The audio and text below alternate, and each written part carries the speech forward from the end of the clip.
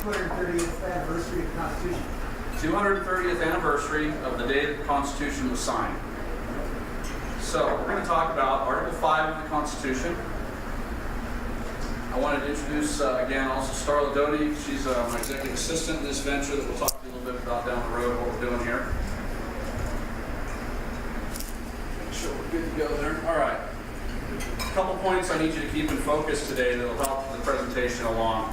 In the history of America, nearly 1.4 million troops have given the ultimate sacrifice to found this country, defend our Constitution, and keep her free. I think that we need to keep that in mind every day when we live our lives. And none can argue the fact that if an Article 5 convention gets called, there will be litigation. We'll get into that in a second. That's a key point as to how effective this will be if it's what we want to do. And amendments being discussed already are already in the Constitution. I can show you where, except for term limits, and I can convince you without a doubt that term limits are ineffective and can actually be bad. And the founders actually believed that because they took them out of the new Constitution when they were in the Articles of Confederation before. If you haven't figured it out yet, I'm strongly against Article 5 Constitutional Convention. Nick Dranius of the Compact for America, Michael Ferris, who's an attorney also, co-founder, and Rob Nadelson, who's a COS attorney, are all on the record saying that there will be litigation if there is a constitutional convention called. Constitutional Convention, Article 5, look in Black's Law Dictionary, they are the same thing. They'll argue that they're not, but of course they will. And an example was during this last legislative session, the Missouri Senate passed Concurrent Resolution 4, which is their application from Missouri for an Article 5 convention. The gentleman, Mr. Calzone, filed a lawsuit. This is without a call from Congress even happening yet. The question was, do you have to have the governor under Missouri law to sign any legislation? Most of us know that resolutions, especially those for Article 5, the governors have no role. In Missouri, their law says they do. Federal law, Article 5 says they don't. We have a lawsuit. Haven't even had a call yet. Okay. We have a convention that's going to create a mess. This is a very important excerpt from Dillon v. Gloss, a 1921 Supreme Court ruling. As a rule, the Constitution speaks in general terms, and this leaves to Congress to deal with subsidiary matters of detail. And Article 5 is no exception to the rule. And then the next part is a district court hearing or ruling from Illinois that talks about non-justiciable questions. And if anybody knows what that is basically there are some political questions that the courts will actually not touch. Article 5, if they do it the right way, is one of them. So not only will there be litigation, but if everything works rightly, the courts have no authority to challenge the matter. It will be fully within Congress's purview. This is about where Mr. Patel's here starts jumping up.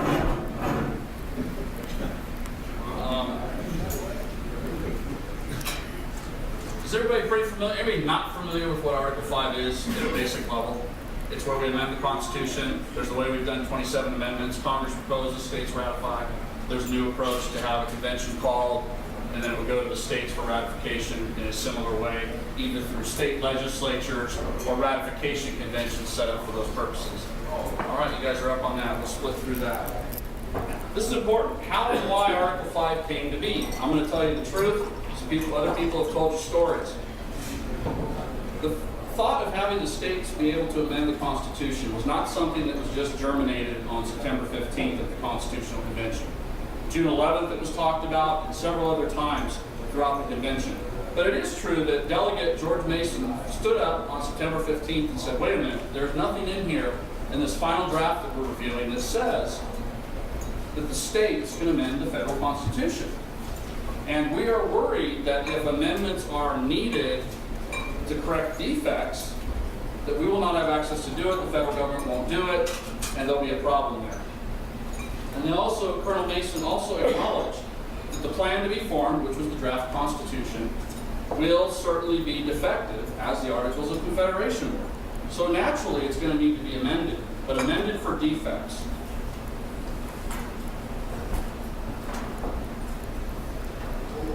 And we need to emphasize, amendments address defects.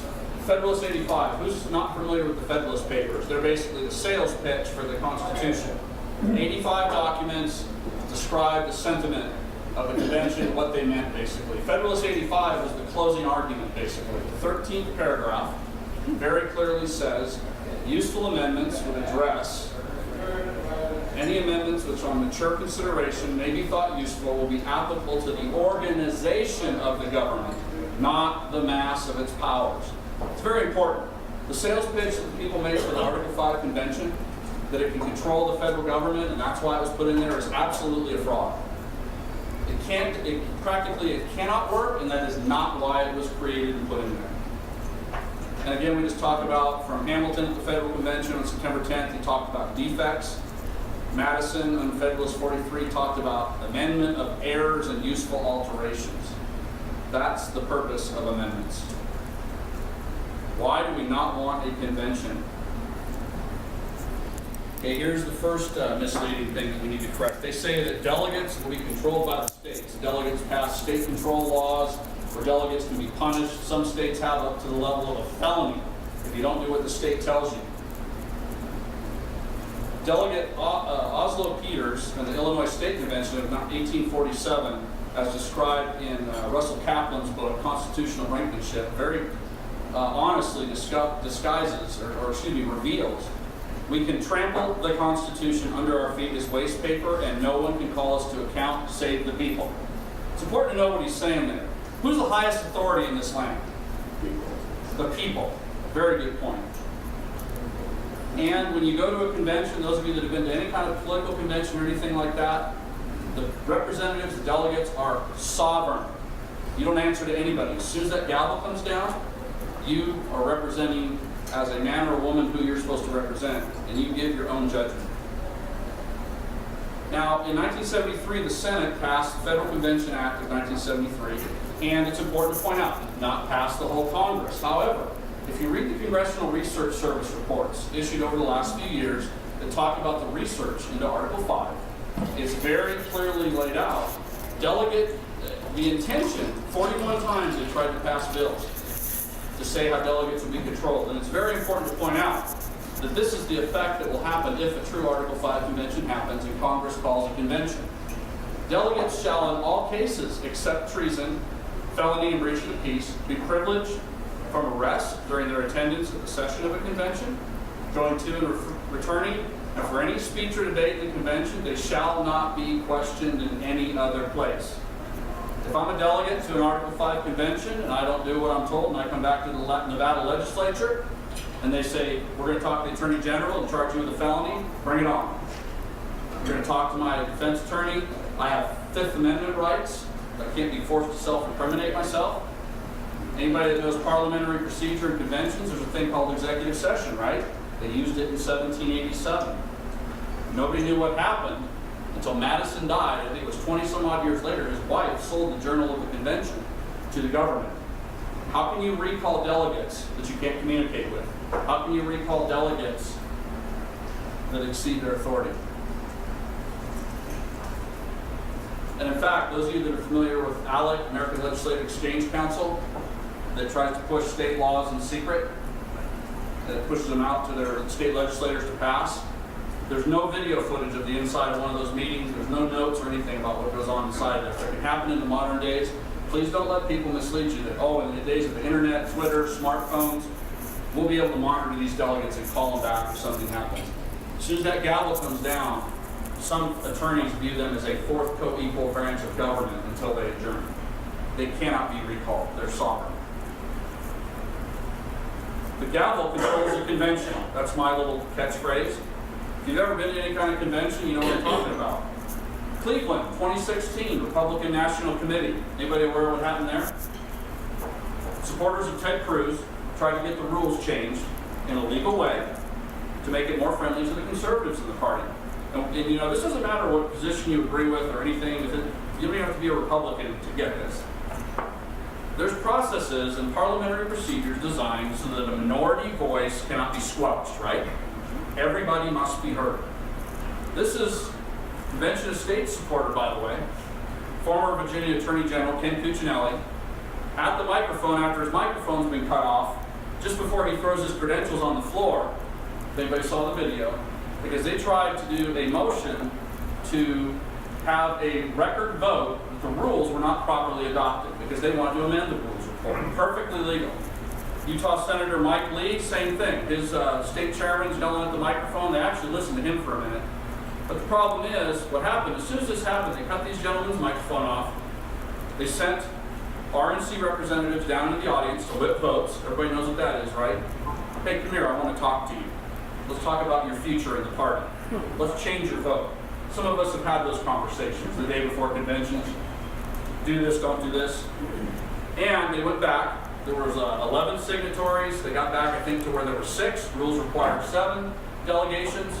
They didn't get what they wanted. They were pressured. The convention was, that part of the convention was hijacked. And I'm a proud Republican, and I'm not afraid to share that fact. That's what happened.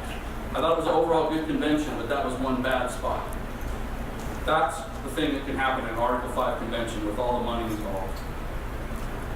Here's a quick note from 1989. The Congressional Register, this is a resolution that was sent from Nevada. Our Nevada Assembly, and you know if there's a law passed. Hey, Jim Wheeler's here to say hi, folks.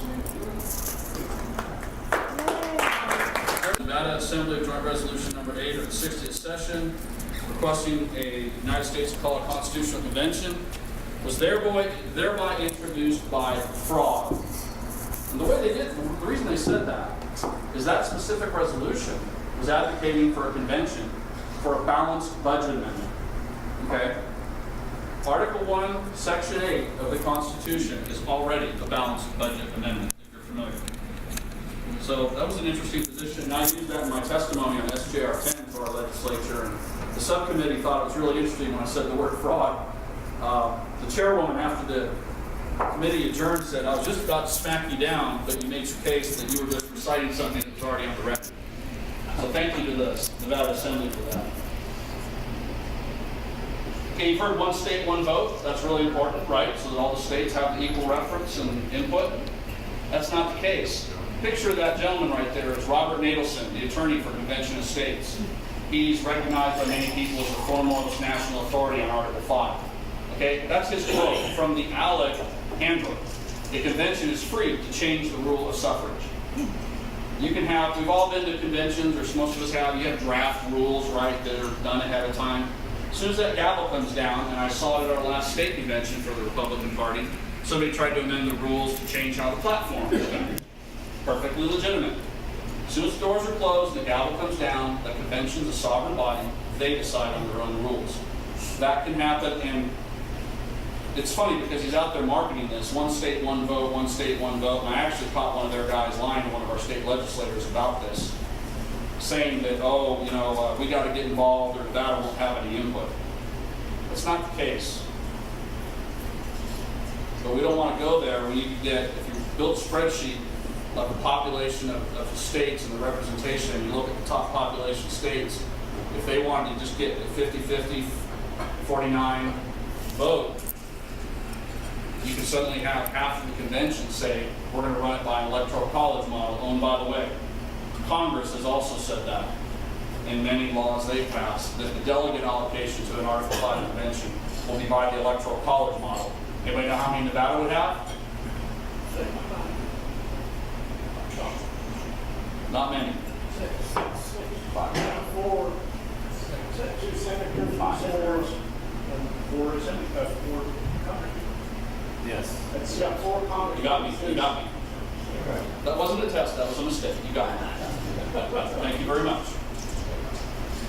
Conventions can exceed their authority. This is, again, if our friend was here, the next part where he could jump out of his seat. The 1787 convention drastically exceeded their authority. Does anybody question that? Not question that? You're told by the people marketing Article 5 that, no, they didn't. The exigencies, and they use all these key words. James Madison himself, in Federalist 40, said that some changes need to be instituted by some informal and unauthorized propositions. It goes on to say, it is admitted that the convention departed from the tenor of their commissions. What happens, and this is back to the Oslo gentleman from 1947 that I cited a little bit earlier. We're flawed as human beings. When we're put in positions of power, we like to try to do the right thing, we like to try to be honorable, but sometimes we think we can fix everything. this is what happened at the convention. I don't know that they did it with any evil intention, certainly not. And I'm very happy, by the way, with the final product, our Constitution. But they exceeded their authority. And then they go on in Federalist 40 to rationalize their behavior of why they did it. It needed to be done. But this won't happen in an Article 5 convention, will it? Oh, no. And then it basically, Hamilton even said on June 18th at the convention, states sent us here to provide for the exigencies of the Union. Does anybody know what that means? It's basically the crisis, most important top issues in legal parlance is what they use. To rely on and propose any plan not adequate to these exigencies is merely because it was not clearly within our powers. We sacrifice the means to the end. We got to do what's right no matter what we're authorized to do, was their argument. But again, that probably won't happen. And then there's Ken Cuccinelli again at the bottom there saying, yeah, it's true, they can do whatever they want. A convention of state supporter. How do we enforce our Constitution? Is it people or parchment barrier? Everybody understands what parchment barrier is, right? It's a piece of paper, it's the Constitution. Pieces of paper don't enforce themselves, right? Founders are very clear about this in their writings. We, the people, are what's required to enforce the Constitution.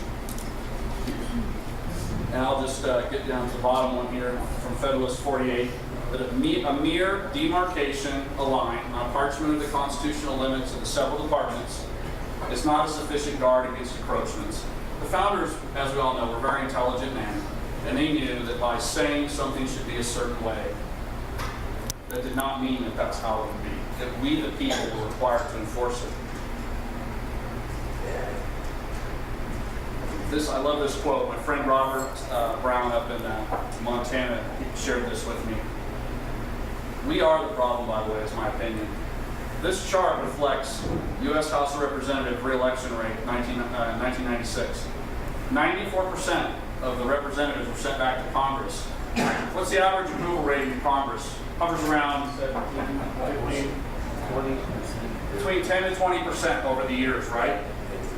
Anybody not get the problem here, the correlation, that we're the problem? And there's a lot of arguments, oh, the money in the primaries, and we can't get people to run, and all that kind of things. And those are legitimate arguments, sure.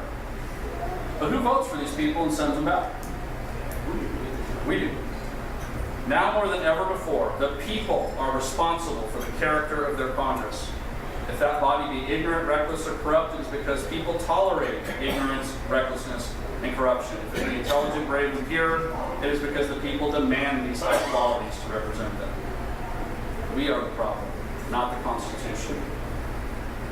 We, the people, must act. I'm going to accelerate a little bit here so we don't miss some of the good end stuff. But Montesquieu very, very cleverly said, it's dangerous to the public welfare is the apathy of citizen and democracy. We know we're in a republic, but some people use the word democracy.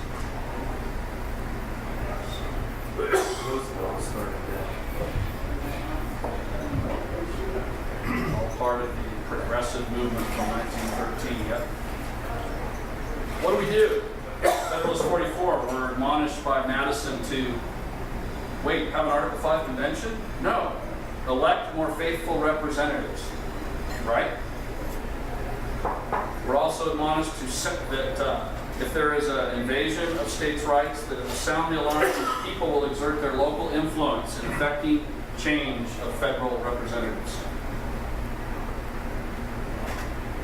This is about where people start to get upset because they realize there's no crystal clear, clean solution all the time. Politics is by design in this country an ongoing, moving target. There's never a final destination. Anybody that thinks amending the Constitution will fix things once and for all just has to look back at the fact, why are you amending it now? Federalist 46, more advice. The disquietude of the people. Now this doesn't mean the fake news, the bitching and moaning that we all do. But it means people being generally pissed off and concerned and calling their representatives and writing their representatives and walking precincts, knocking on doors. The disquietude, not being happy of the people. Working with the states that we would present obstructions that the federal government would hardly be willing to encounter. And I'll digress briefly. There was a 10th Amendment Center wrote a piece that did an analysis, and they realized that the vast majority of federal programs require the state, whether they're funded or unfunded, require the state to help participate and facilitate. And if the state, through the governor and the legislature, refuses to cooperate with unconstitutional acts, many of those things simply can't happen. And in fact, that's the advice we were given, is to nullify unconstitutional federal law. This is an interesting one I like to bring up because there was a staged convention last year.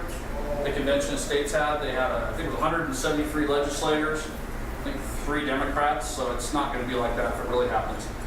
But in the press release after the fact, they sent this excerpt out. Of course, they abbreviated it a little bit, and basically they twisted Jefferson's words to say that it must be done by the states themselves by erecting such barriers at the constitutional line. And they sell that as we must amend the Constitution. Well, if you read up a little bit, Jefferson, writing to Archibald Stewart, actually says it's important to strengthen the state governments as this cannot be done by any change in the federal Constitution. So they actually completely reversed the words and advice of Jefferson. Something to keep in mind. The only barrier to the federal power is a wise government. What is a wise government? The founders defined a wise government as an informed electorate. We're part of the government. An informed electorate, and informed, honorable men in office. And men and women, of course. A couple of closing thoughts to think about as we get into Q&A here. I'll be honest with you, when I first heard about this issue, I thought, sounds pretty good. Let's have a convention of states, let's fix things. But Teresa's husband, Jim, who some of you know, pulled me aside and said, why don't you study the other side of this? Thank God he did. For over 3 years now, I've been studying nothing but mostly nothing but Article 5. Thousands and thousands of documents related to this. You wouldn't believe it. But the important point here is you need to study both sides of everything. You need to hear both or all sides of a story, no matter how uncomfortable it is to hear the truth. Because Convention of States makes a very good sales pitch, but it's not wholly grounded in facts, in my opinion. And then Abraham Lincoln admonished us that we are the rightful masters of the Congress and the courts, not to overthrow the Constitution, but to overthrow the men who pervert the Constitution. That's our job, we the people, not the Constitution's job.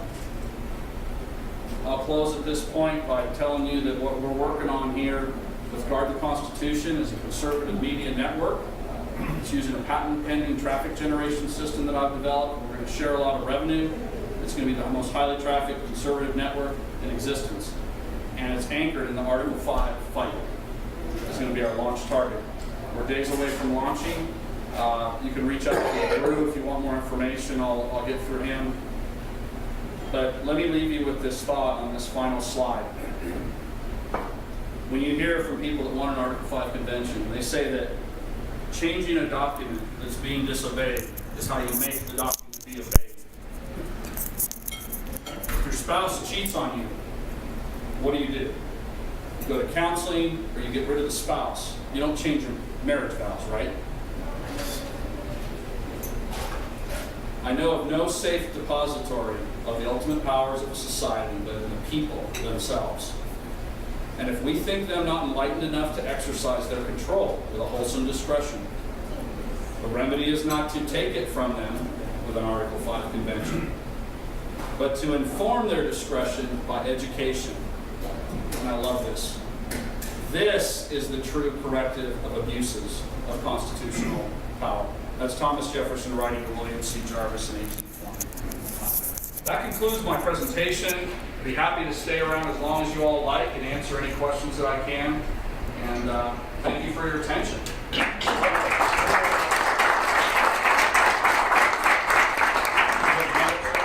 If, let's say there was a constitutional convention, let's say for balanced budget. Let's say Georgia passed a balanced budget resolution, their convention. And then let's say it goes to Indiana, and they want to tackle both balanced budget and term limits. How do these two work together? Okay, there's maybe two different things you're talking about. Let me clarify this. For petitioning Congress to call a convention, and this is all unsettled law, there are some people that believe that the petitions from the states must be highly relative to each other. They must correlate on a topic. There's others that say, and the Congressional Research Service has written about this, that that's not the case. That they could simply be a petition for an Article 5 convention, and an Article 5 convention is wide open. Potentially, I think you're talking about what if something comes out of a convention as a suggested amendment for balanced budget, right? Georgia passes it, and then another state decides they want to change it up. Much like the 27 amendments that we've already passed through Congress and ratified, once the amendment is forwarded to the states, it cannot be altered. If it's altered and voted on and approved by a state, it wasn't approved by that state. It has to be verbatim approved by every state, or 3/4 of the states. Did that answer your question, sir? Anybody else? Wow. You guys ready for a nap? Yes, sir. You mentioned some of these uses at some of these conventions. You were brought up Nevada Republican Convention in 2012 when it wasn't going, selection of delegates for the National Convention weren't going as a plan. They just got suspended. It's all later. Well, actually, I believe you're talking about the 2008 Nevada Republican Convention. Yeah. The Ron Paul affair, we'll call it. No, and in full disclosure, I'm a Republican, currently a member of my county and state central committee for the near future. And I've been on the staff of the last 3 state conventions. I was not a member when the 08 thing happened, but I watched a lot of videos. I mean, sure, it makes an illustrative purpose, but I don't want to slam my party that bad. It was what it was, and they got together and sort of fixed it. But that is an interesting illustration, yes. I know quite a few Republicans that started. Sure. And as far as an Article 5 convention, could something like that happen? Again, who controls the gavel controls the convention. In 2012 in Tampa, there's another example of, and I actually did an investigation on this, and we passed a resolution in Pahrump at a state meeting of the party a couple of years ago, where they illegally adopted the rules. And you look and there's a teleprompter with a script. So bad things can happen. Why would we want to do that? Especially when, if we look in here, everybody know what Article 1, Section 8 is, basically, the enumerated powers. It says what we can spend money on. That's your balanced budget amendment. So if you do a balanced budget amendment, then you're just doing an accounting problem, and you're moving away from the enumerated powers, which is, we all know what they really want to do.